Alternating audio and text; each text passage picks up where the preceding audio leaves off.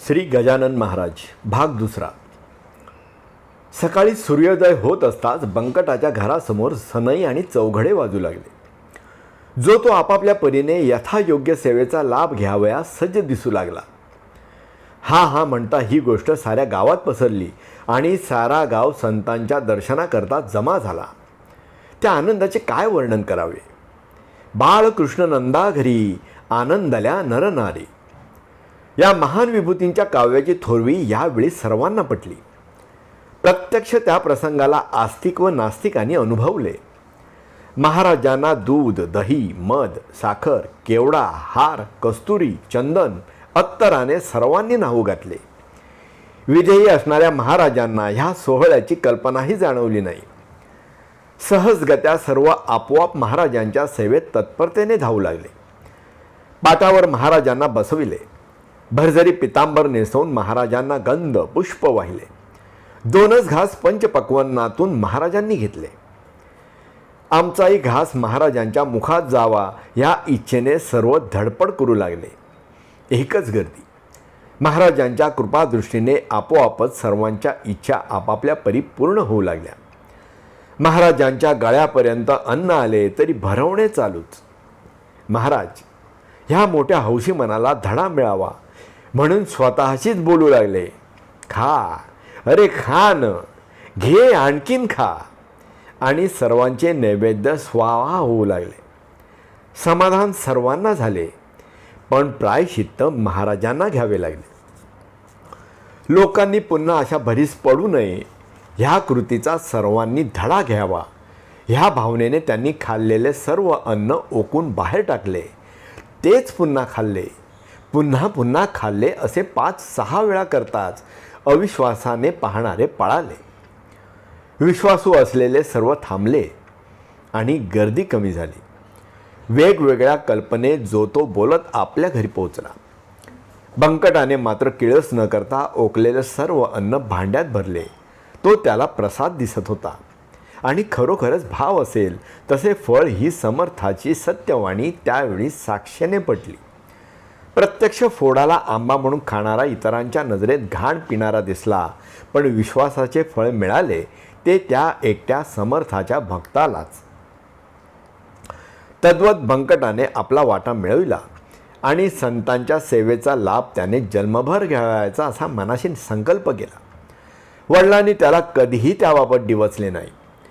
प्रत्यक्ष अनुभवल्यानंतर नास्तिकालाही आस्तिक बनविले नाही, मग तो देव, संत, योगी, महात्मा कसला। गावोगावच्या लोकांची गर्दी 8-10 दिवसातच जमा होऊ लागली। कथा कीर्तन यांनी बंकटाच्या घराला तीर्थस्थानाचे स्वरूप प्राप्त झाले होते। जो जो येई तो तो महाराजांना आपली गाऱ्हाणे सांगे। महाराज कधी कोणाशी बोलले नाही। कधी हसावे, कधी फळे फेकावी, तर कधी रागाने पाहावे, बस ह्या पलीकडे कृती नव्हती। कधी काळी मनात आले तर गण्या गिण गिणात बोते चुटकी वाजवून म्हणावे आणि पुन्हा जणू काय काहीच भान नसल्यासारखे विधेयी स्थितीत राहावे। अंगावरचे वस्त्र त्यांना जड वाटे, ते कधीच त्यांचे आसक्त नव्हते। फाडून फाडून फेकणे हाच त्याने आपला क्रम ठेवावा। लोक लज्जे करता म्हणून बंकटाने त्यांना एखादे वस्त्र किंवा उपरणे अंगावर द्यावे, पण त्याचाही त्याग त्यांनी करावा। सहवासाने सर्वांनाच त्याच्या विधेयत्वाची कल्पना आली आणि त्यांच्या त्या नग्नवस्थेबद्दल कोणीही तक्रार केली नाही। महाराज एके ठिकाणी फारच थोडा वेळ बसत। ज्याप्रमाणे ते ठिकठिकाणी वावरत त्याचप्रमाणे त्यांच्या सहवासातल्या भक्तांना त्यांच्याबद्दल जाणीव येऊ लागली। त्यांच्या वागण्यात प्रेमळपणा, दया आणि कृपा ह्या सर्वांचा मेळ झालेला दिसे। रडत आलेला हसत जावयास हवा, गाऱ्हाणे सांगितल्यावर पुन्हा आला तर त्याचे काम झालेले हे तो सांगायलाच यायचा आणि ह्या सर्व गोष्टींमुळे सर्वांचे चित्त महाराजांकडे लागले होते। विधेयी असणारा हा योगी, संत कोणीतरी ईश्वरी अंशज असावा अशी सर्वांची खात्री झाली। नाना महाराज गावोगावी जात कीर्तन करीत आणि प्रत्यक्ष घडलेला घोड्याचा पुरावा सांगून ते महाराजांची थोरवी वर्णन करीत। साखळ दंडानेही न राहणारा घोडा मोकळा राहू लागला। खोडकर खट्याळ घोडा शांततेने उभा राहू लागला. लोक हो, आता त्या सत्पुरुषाचे आल्या जन्मात एकदा तरी दर्शन घ्या, असे मोठ्या जिव्हाळ्याने आणि प्रेमाने तो सांगत सुटला. अनेक गावाचे लोक आले, भावनेप्रमाणे प्रसाद घेत व आपल्या गावी जात. संत जागृत आहे, इच्छा जाणून फळ देणारा आहे, ही वार्ता गावोगाव काय पण कर्णोपकरणी पसरली. 200 मैल दूर असणाऱ्या काशीपर्यंत गेली आणि तेथून एक गोसावी दर्शनाकरता म्हणून आला. नित्य नियमाप्रमाणे बंकटाच्या घरी दूरदूरचे लोक येऊ लागले. महाराज बोलत नव्हते, परंतु जे काही शब्द बाहेर येत त्यातून त्याचा अर्थ ज्याचा त्यांनी लावावा. समजला नसेल तरी नमस्कार करून विश्वासाने जो त्या ठिकाणाहून संतांचे दर्शन घेऊन जाई त्याचे मनोगत पूर्णच होत असे. आणि म्हणूनच तो अर्थ लागो न लागो, लोक श्रद्धेने भाव ठेवून महाराजांच्या दर्शनाकरता येऊ लागले. काहींनी तर तेथे अड्डा मांडला. जी हुजूर करीत बंकटाच्या मदतीकरता पुढे धावत. अशा वेळी महाराज झोपेचे निमित्त करीत आणि ज्यावेळी बंकटासारखे भक्त येत त्याच वेळी थोडे बोलले तर बोलले, आणि तेही त्यांच्या भाषेत.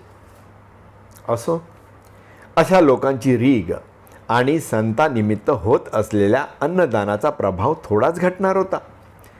भवानी रामचे हृदय त्या संताने आपलेसे केले आणि बंकट करतो ते बरोबर आहे ही खात्री त्यांच्या मातेची व पित्याची होताच ते दोघेही संतांकडे पूज्य भावनेने पाहू लागले. गावकरी अर्ध्याच्या वर प्रसाद खाण्यास जमत, काही तर त्यांची कुठे कशी काय फजिती होते हेच पाहण्यास जमत. आणि खरोखरच नवल पहा की जो जसा येई तसेच दृश्य प्रत्येकजण पाही. प्रत्यक्ष घटना वंदनीयच घडत असे. ज्याच्या मनात कल्पविकल्प असे तो दर्शन करून सरळ चालू लागे. घरात चिक्कार दाटी. आता संतांच्या दर्शनाला वशिला लागे. कारण दर्शन घ्यायचे व आपल्या गावी परतायचे अशा साध्या भक्ताला दर्शन होणे कठीण. लांबून 2-2 दिवस पोटावर ताव मारणाऱ्या माणसांना तेथे बसण्याकरता मुबलक जागा होती आणि ते मागच्या दर्शन घेणाऱ्या भक्तांना थोपवून धरत आणि त्याचमुळे संताला त्रास होऊ लागला. बंकटाचे हे लक्षात आले, पण बोलावे कसे असे आता 4-5 महिने लोटले. एके दिवशी अमरावती, अकोला व नागपूरचे बडे बडे लोक दर्शनाकरता आले आणि त्याच मंडळींच्या मागोमाग तो काशीचा गोसावी झोळी घेऊन येऊ लागला. नेमके त्यालाच ह्या एतखाऊ गर्दीकऱ्यांनी अडविले. तो थांबला आणि एका कोपऱ्यात दडून जो बसला तो एक काय 8 दिवस त्याला दर्शन मिळाले नाही.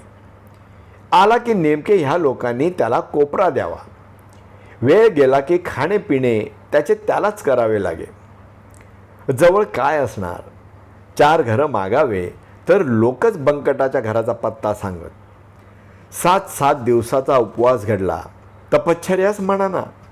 आणि 8व्या दिवशी मात्र त्यांनी मनात ठरविले, आज दर्शन झाले नाही तर रात्री वापस जाऊ. हा मोठ्यांचा संत माझ्यासारख्या गरिबाला कसा दर्शन देणार, मर्जी देवाची. आणि मुखाने शिव शिव म्हणत त्याने आपली गाठोडी कोपऱ्यात ठेवली व तेथूनच नमस्कार केला. साधारण 11ची वेळ. महाराज खडबडून उठले. काही पुटपुटले.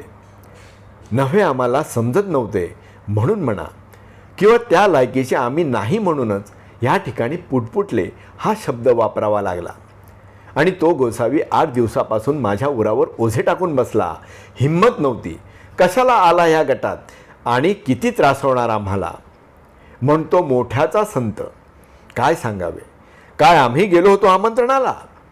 आमचे संत काय सांगावा, काय आम्हाला बोलतात. मग हे तर रस्ते अडवणारेच. ही भाषा तो गोसावी लक्ष देऊन ऐकत होता. सर्व गर्दीतून तो जो उठला तो सरळ महाराजांच्या पायाजवळ आला. गोसावी तर थक्कच झाला. व्यसन नसणारे संत चिलीम व गांजावर ताव मारताना पाहून तर बंकट आश्चर्यचकित झाला. गोसाव्याचा नवस पूर्ण झाला आणि चिलीम संताने खाली टाकली. फक्त राखच शिल्लक होती. गोसावी विनवू लागला, देवा, ही माझी नवसाची बुटी आपण ओढून मला धन्य केलं. आपणाजवळ एकच विनंती आहे, चिलीम आठवण म्हणून आपण एकदा तरी दररोज ओढावी. आणि चमत्कार पहा, पुन्हा साधारण 2-2.5 तोळे गांजा संतांनी भराव्यास लावला आणि ते जो दमावर दम मारायला लागले की पाहणाऱ्यांना वाटले की हा पिढीजात व्यसनीच असावा. जिकडे तिकडे धूरच धूर आणि चिलम गादीजवळ ठेवली. बंकटाकडे संतांनी नजर टाकली. बंकटाने चिलमेतील राख फेकली, ती स्वच्छ केली व भरून पुन्हा पलंगावर ठेवली. गोसाव्याचा आनंद गगनात मावेना. संतांच्या हातचा प्रसाद घेऊन त्या आनंदातच तो काशीला रवाना झाला.